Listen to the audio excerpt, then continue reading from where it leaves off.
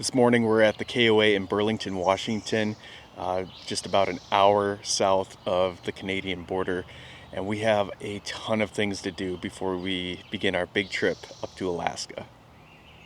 Now, I have made a list of things to do, and we need to get it all done today. We are staying 2 nights here at the KOA, so last night and then again tonight, and we got to go into town and do a lot of shopping and start prepping Risky for the drive up.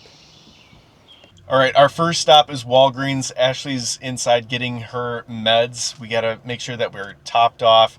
I need to go over to Safeway to get mine, make sure that we have enough for at least until we can get to Alaska, and we can always refill up there. But luckily, we're going to be able to get our 90 days. The next stop after this is going to be PetSmart. We're going to drop Pete off so we can get his hair cut. We want to make sure that his fur is nice and low, especially since we're going to be going up north. There's going to be a lot of ticks and all kinds of other bugs. Plus, he loves to just get out into the mud sometimes, so it's much easier to clean when his fur is a lot shorter.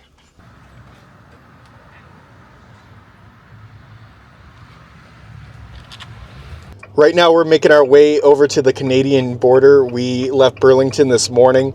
We got everything done yesterday that we needed to get done. We got the van clean and washed. We got Pete an awesome little haircut.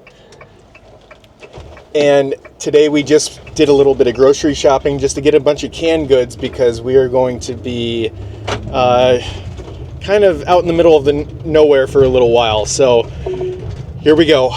We are Canada bound again. Hey.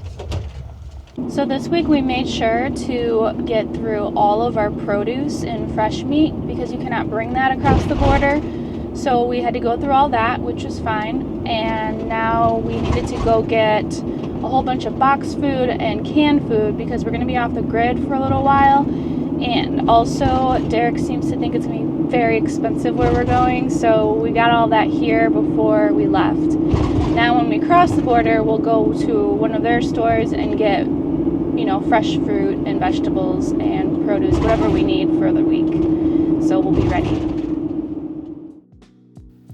So we decided to show you exactly what you need to do before crossing over the Canadian border. And the first thing is checking out the Canadian Border Services Agency website. From here, you're going to check out the travel documents, crossing the border expectations. They're going to have everything you're going to want to be prepared for this crossing.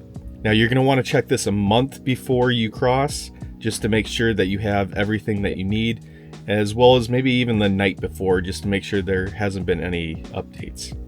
Now, since we're US citizens, we decided to go here, and we're going to be looking at the documents that we need in order to get across the border.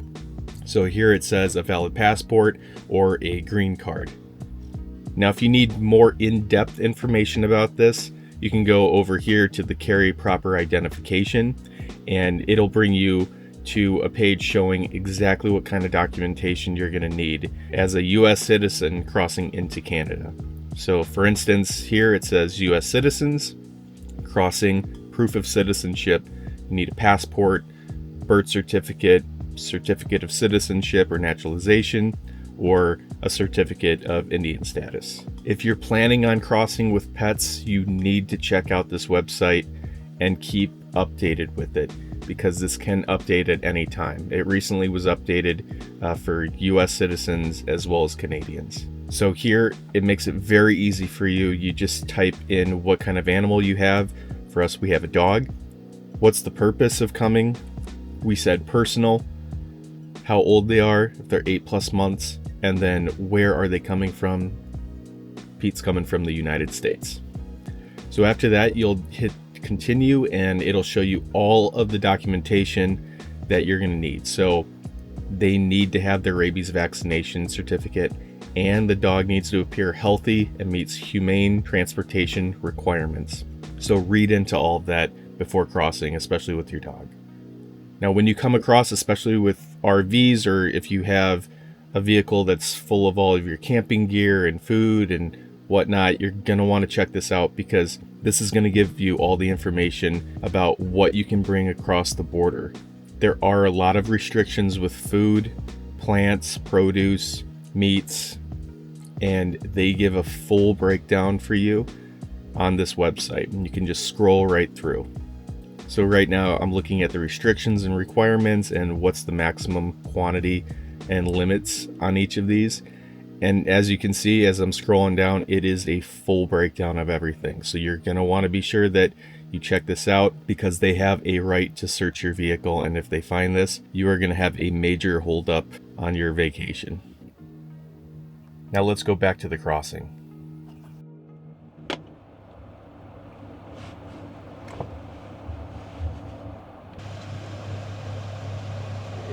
We can have seats or not.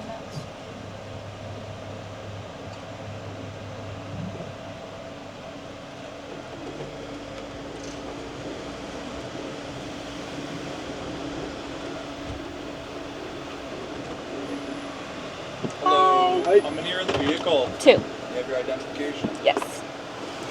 I need you to pull forward here for me.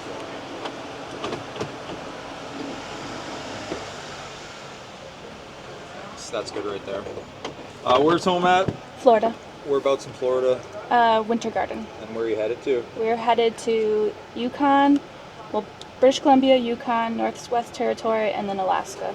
Okay. How long in Canada before you cross into Alaska? 3 weeks. You transporting anything that you intend to give away, trade, sell, or leave in Canada for any reason? No. Have you been here before? Yes. When was the last time you were up here? When was Niagara Falls? A year ago? No, sorry, Summer. November.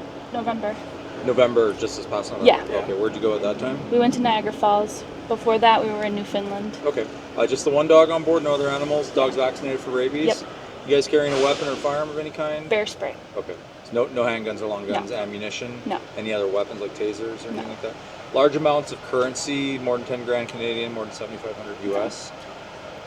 Vehicle's yours, and everything in the vehicle belongs to the two of you? Yes. What do you do for work, folks? We're unemployed at the moment. What were you last doing? A teacher and housekeeping manager at Disney. Oh, okay. We quit so we could tour for a year. Okay. All right, hang on one moment.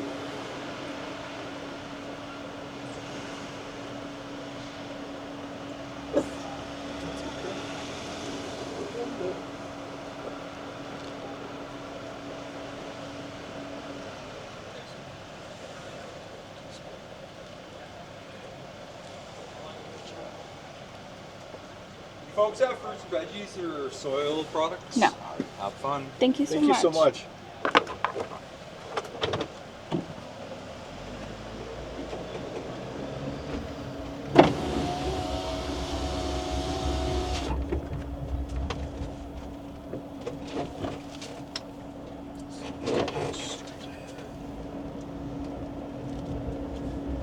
Good job, Pete. He was a good boy. What a good boy. Did it. Stressful, but we did it. Let's cheers.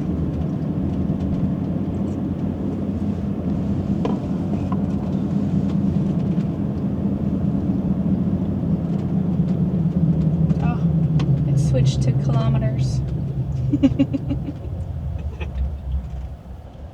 I have to do 18.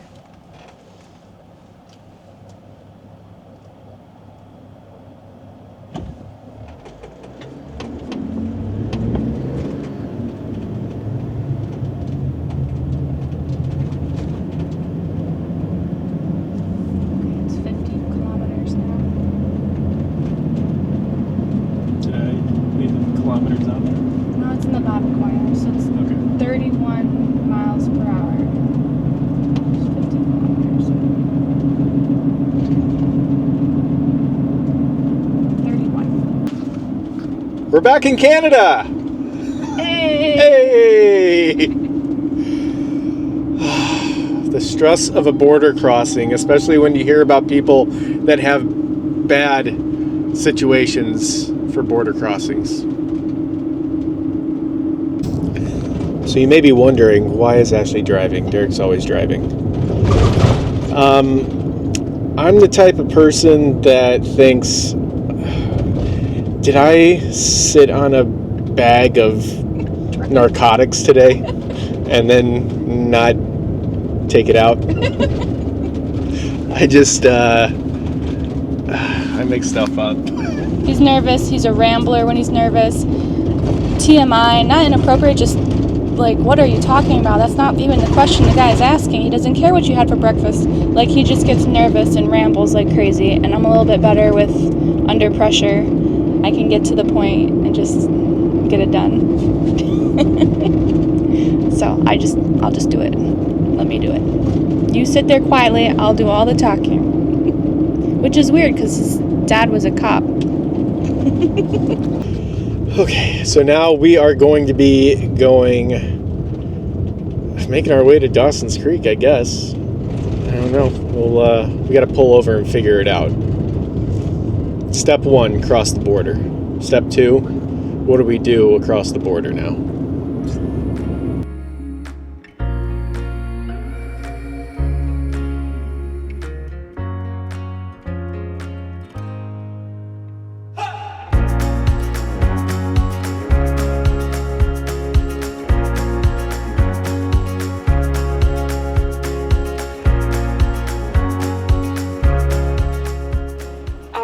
So, my beloved Tim Hortons, I talked to the manager because I didn't see the donut I was really obsessed with last summer.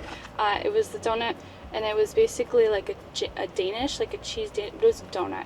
And inside was the cream, like Boston cream, and then it was raspberry, and then cream, and then raspberry and cream. So every bite was a different. Oh, it was amazing. So I didn't see it, so I had to ask her, and she said that it's not like Starbucks, they have different things at different places. So I was like, okay, good to know. So this place, I got a chocolate donut with marshmallow filling. It's gonna be so good, but that's for later. And they have this poppy seed lemon muffin with lemon like curd custard inside, and I'm like, oh my god, I almost got that too. But it's not morning, like it's noon, so I'm like, we're gonna come back. And then all the little Timbits have like the filling inside, but like strawberry, they have all the different kinds of fillings, and then all different kinds of outside coverings, either powdered or frosting. And oh god, I'm so excited for tomorrow's breakfast. But until then, I got lunch. So this is the chicken lime, cilantro lime bowl. Ooh, that looks good. I got crispy. Let me put my topping back on. That's gonna be delicious. And then I got a flatbread. I just got cheese. Sorry, but I went in, so my choice. A little cheese flatbread and a little cilantro bowl and our little wooden forks. I'm pumped.